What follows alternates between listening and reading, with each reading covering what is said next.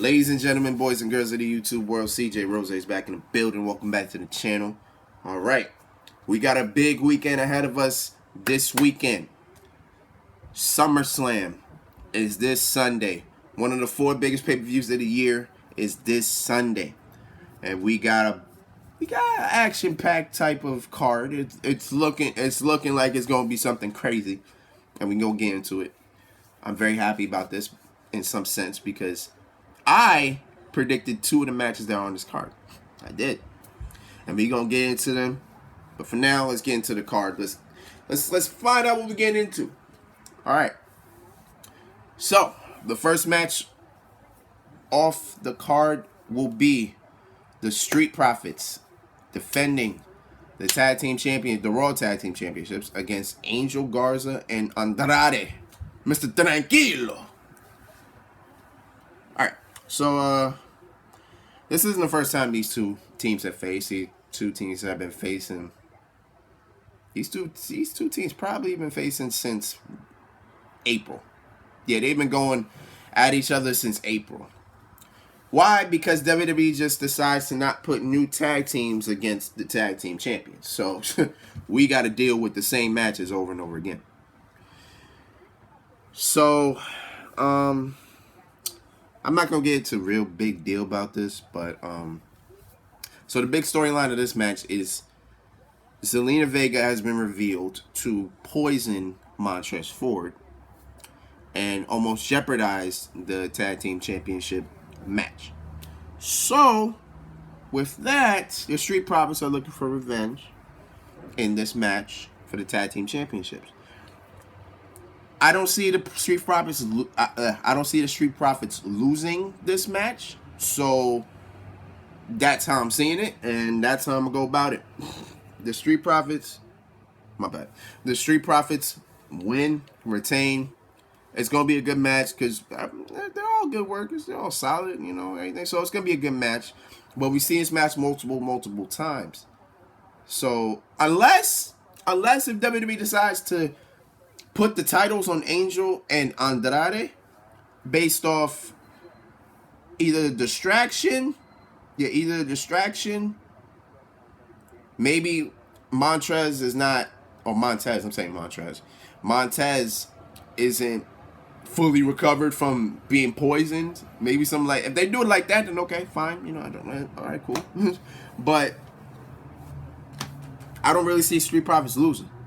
I don't see them losing to a to a team that they face multiple. I don't know. I don't see Street Profits losing. That's just how we go about it. All right, next match. Mandy Rose, Sonya Deville, hair versus hair. So this is actually one of the few matches on this card that has had long-term booking. Because they have been this storyline has been going on since last year, since 2019. Because it's all been because of Mandy and Otis's relationship. Mandy and Otis were gaining a little bit of chemistry in 2019, late last year. Heading into this year where they had a date. Otis came late because he got a text from Mandy saying that she was going to be late. He came late. He came through seeing Mandy with Dolph. Then later on revealed that Sonya sent Otis the text and she was working with Dolph to break up Mandy and Otis. Otis had a match against Dolph Ziggler at WrestleMania. He won. Mandy then beat the hell out of Sonya at WrestleMania. Then Sonya has been revealing that she's been jealous for all this time, and she felt that she hasn't ruined Mandy's life enough. So she now has an opportunity to make it worse by taking the beautiful hair of Mandy Rose. But I've appreciated this rivalry for what it is, because it makes sense. It's generally a rivalry that's made sense and is coming to its conclusion at one of the biggest pay-per-views of the year on SummerSlam. So, I think Mandy wins only because she gets her revenge.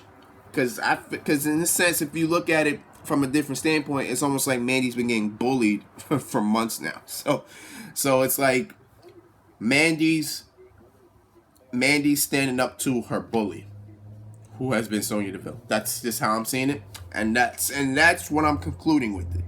That's what I'm concluding. That's what I'm thinking. So Mandy's winning. She takes Sonya's hair. She avenges or stands up to Sonya. So Mandy wins, takes her hair, boom. All right, next match. Let's see. MVP challenges Apollo Crews for the United States Championship. Now, these two were actually supposed to have their match at Extreme Rules last month, but due to Apollo Crews getting hurt by Bobby Lashley and his full Nelson, which he's now calling the full Lashley, which is funny, but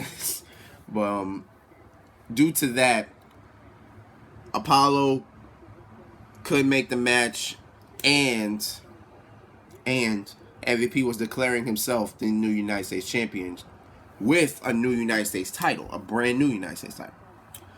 So, advanced 2 weeks later, Apollo Crews shows up, and now they have their official match. And then at that point, now at this point, it's been 2 weeks ago. Yeah, it's been 2 weeks. It's been 2 or 3 weeks. So,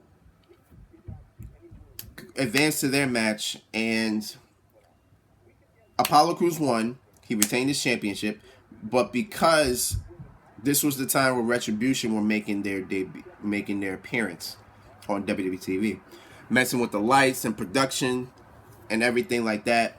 So MVP felt he lost because of lights not working and everything like that. And now he believes that MVP believes he's working with Retribution.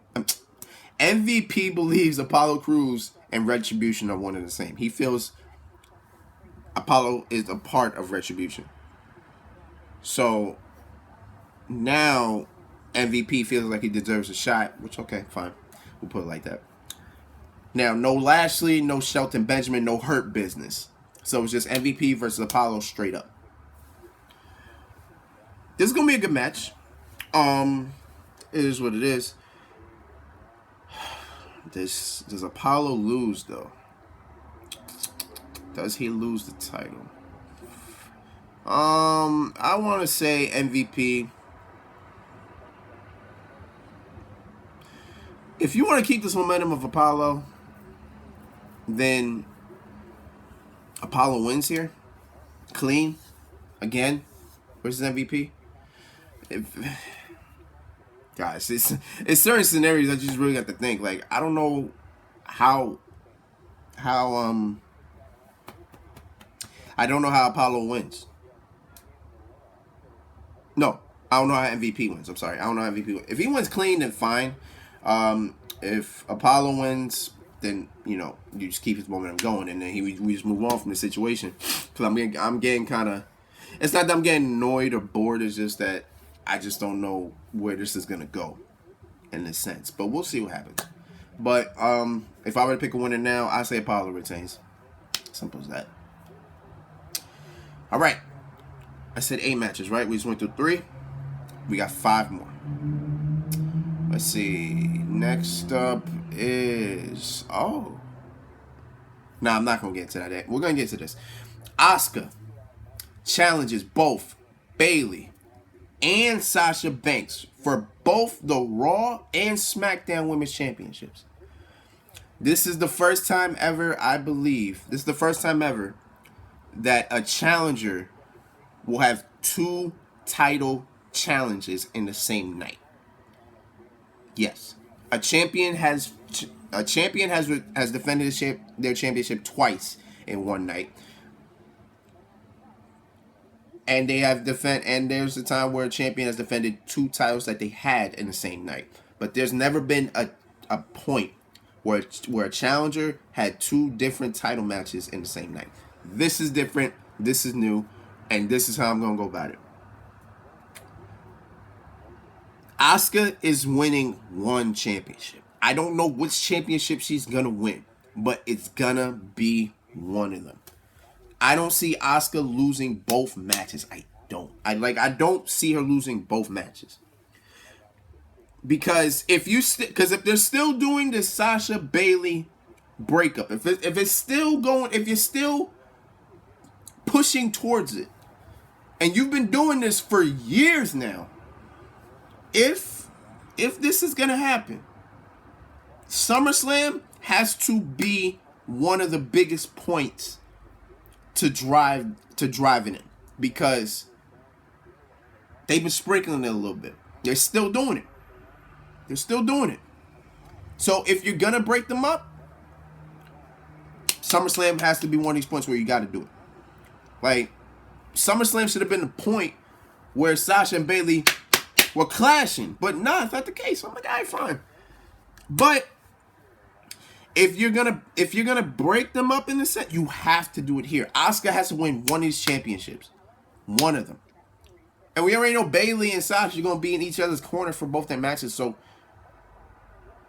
is it gonna be a distraction finish, or you lose clean? I don't know what it is, but I'm telling you. Asuka is winning one of these championships. I just don't know which title, but she's winning one of them. One of the championships she's winning. And Sasha and Bayley somewhat implode on Sunday. I just don't know which title. I'm going to say the Raw Women's Championship. And I only say that she's going to lose the Raw Women's Championship because Sasha Banks has a history of always winning a championship, but her first title defense, she always loses. I don't know why that happens, but this is Sasha's first title defense, and it is against the former champion. So that's why I'm betting more on the Raw Women's Championship than the SmackDown Women's Championship. Because in this sense, Bayley hasn't beaten Asuka. I don't think she's beaten Asuka. No. Bayley hasn't beaten Asuka. So Asuka can most likely win the SmackDown Women's Championship. But because of Sasha Banks' history with titles, I'm picking Asuka to win the Raw Women's Championship. That's how I'm going about it. That's how I'm seeing it. That's what I'm picking, and that's where we're going. So Asuka wins the Raw Women's Championship. Bayley retains the SmackDown Women's Championship. That's what we're going. All right, cool. All right. Next match. Seth Rollins. The Monday Night Messiah, Seth Rollins, versus Dominic Mysterio in a street fight. Can you believe that 15 years ago, around this time, is the first time we were really seeing Dominic? Can you believe that? Like, before 2005, we saw Dominic in spurts. But in 2005, in Eddie Guerrero versus Rey Mysterio's rivalry, Dominic was pushed into it. And that's where we really saw Dominic. And I believe, if I'm not mistaken, in 2005, I believe he was 8 years old.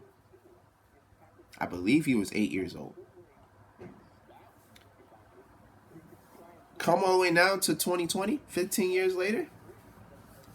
That boy, I believe he's... See, I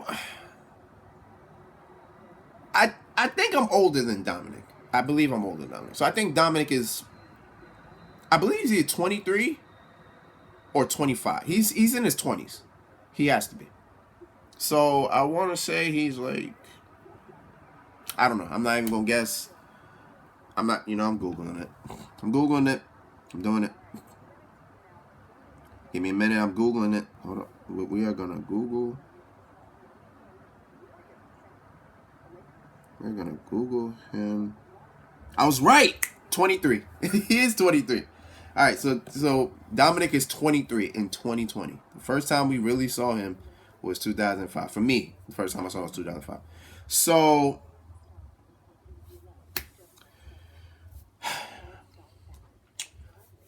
I don't see see, Dominic isn't built like his father. See, Ray is 5'7". So Dominic is taller. I think he's almost. I think he's pretty much 6 feet. Dominic isn't built like Ray. Ray is smaller, skinnier, and since he's short and skinny, he's fast. His speed is crazy, and that's how Ray was back in the day. Ray's speed was crazy. He'd fly all over the place. If you look at Dominic, I don't think Dominic's gonna fly all over the place. He'll probably give you some top rope, maybe a little bit of springboard here and there, but he ain't gonna be doing what his father did. You know what I'm saying? He ain't gonna be doing what Papa Mysterio did.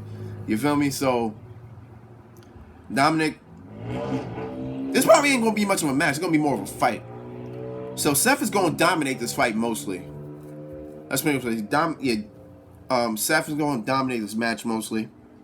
Buddy Murphy is gonna get into this match anytime he can.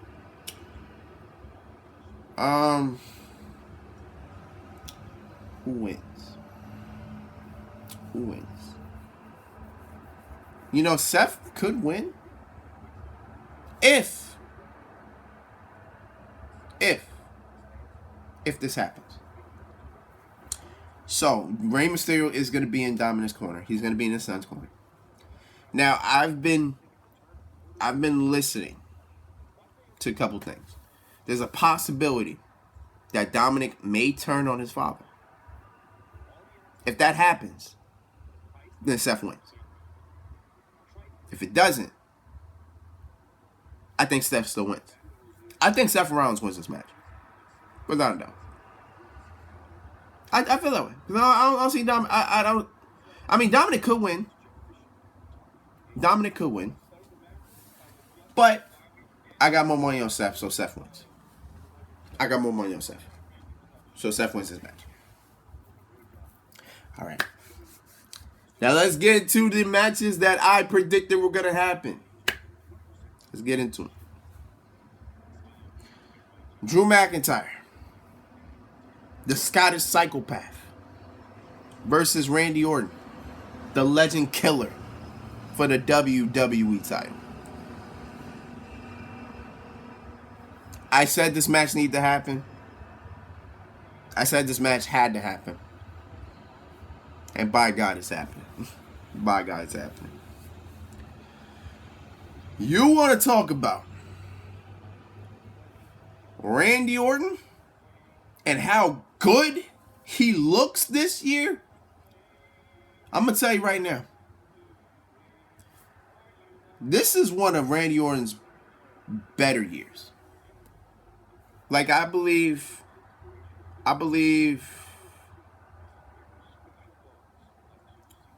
2007 and 2007, 2009, and yeah, I can even put 2011 in there. Those are Randy Orton's 3 best years. I believe those are Randy Orton's 3 best years. Because 2007 was the year he became WWE Champion for the first time. And then, I think that was the same. Was that the same year he was punting people? That was the same year he was punting people. So, I mean, that was big. 2009. You know how that went? He started off winning the Royal Rumble. Had a feud with the McMahon family. Won WWE Championship. Come on now. Had the rivalry with John Cena. And in 2011, that rivalry with Christian. One of the best rivalries in Randy Orton's career. Come on now. Like, 2020? Yep. I put it up there. Now, this is also one of the matches that I just don't know who can win. Because not only am I talking about how good Randy Orton's looked this year, let's talk about how good Drew McIntyre's looked this year. Drew McIntyre is looking amazing. He's one of the best booked champions in a long time. I don't remember a champion being booked this good. Drew hasn't lost a match. He hasn't lost a match this year. Like, the only match he lost was that mixed tag team match he had with Asuka against Dolph Ziggler and Bayley. No. Was it Dolph Ziggler and Bayley or Dolph Ziggler and Sasha? No, I think it was Dolph Ziggler and Sasha. I'm sorry. But that was the only match he lost. And he wasn't even pinned. So he hasn't been pinned all year. He hasn't lost a match all year. Drew McIntyre is on fire. Now, if he loses to Randy Orton this Sunday, I don't mind it. Because Randy Orton's on fire. So one of these fires got to be put out. And it might as well be... It might as well be Drew McIntyre. I'm sorry. But that's what I got. I got Drew.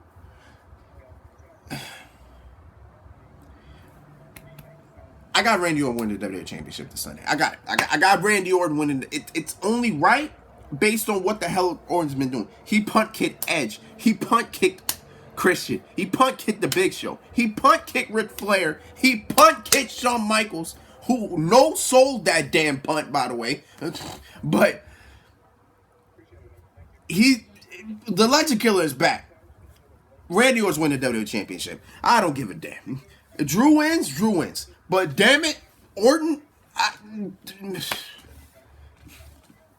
I got Orton winning the WWE Championship. I'm sorry. I got him winning. I got him winning the title. I'm sorry. I got him winning the title. And speaking of winning championships, let's move on to the final match. Braun Strowman versus The Fiend for the Universal title. Well, pardon me. I gotta talk to Braun Strowman. Braun Strowman, I know you're not listening. I'm not a big enough name for you to be listening to. I understand that. But I am an active watcher of WWE. Congratulations on finally winning the Universal title. Congratulations. You should have won it 3 years ago. 2017. When you were absolutely on fire. When you were killing everything. You should have won it then. And I agree. You should have beat Brock Lesnar. That was your match. At No Mercy, you should have won the Universal title right then and there. You should have. I agree. But you didn't. You moved on. Fine. However, you were put in a situation this year because Roman Reigns could not and did not want to wrestle under these circumstances. Which I understand. I get it. However, you were inserted. You beat Goldberg. You have Goldberg on your resume now. That's good. And you are now the Universal Champion. That's good. 3 years late. 3 years too late, maybe. But it's happened. It's been a solid. I ain't gonna say great.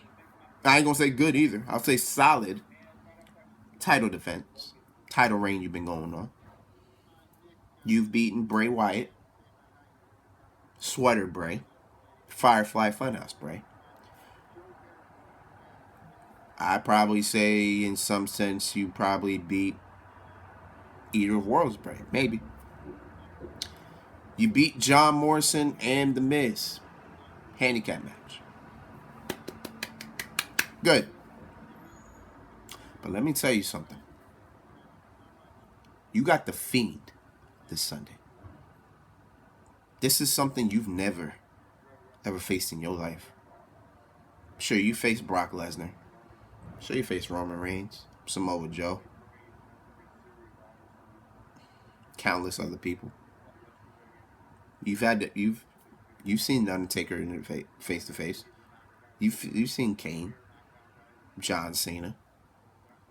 You know, you have a couple people on your resume. But The Fiend is something entirely different that you're not ready for.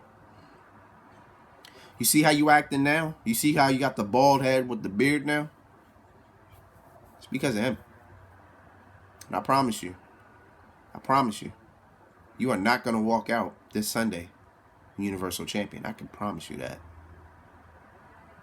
You are losing that belt this Sunday.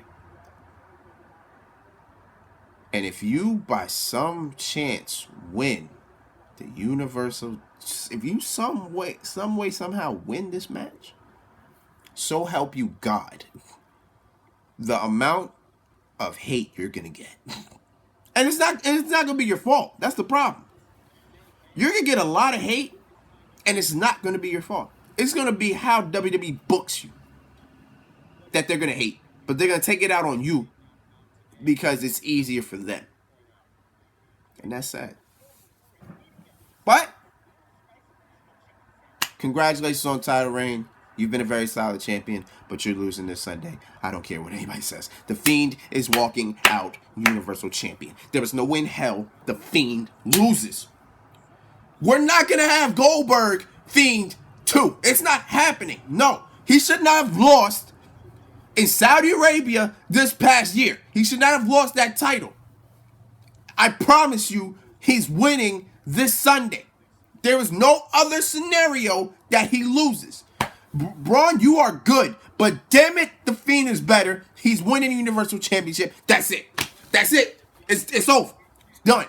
Your title reign is over. You get another one in the future, cool. But right now, no. It's over. Fiend wins. Simple. And that's the SummerSlam reactions. I'm sorry, the SummerSlam predictions that I have. We'll find out this Sunday what goes on. And on Monday, you'll get all the match results. You know how I do. Match my match. You know how I do. Until then, it's been Rose, man. Thank you for watching. Thank you for all the love, support as always. This is 27 minutes of video. So if you stuck by this whole thing, I appreciate it. Thank you very much. Until next time, peace, love, 100. You heard?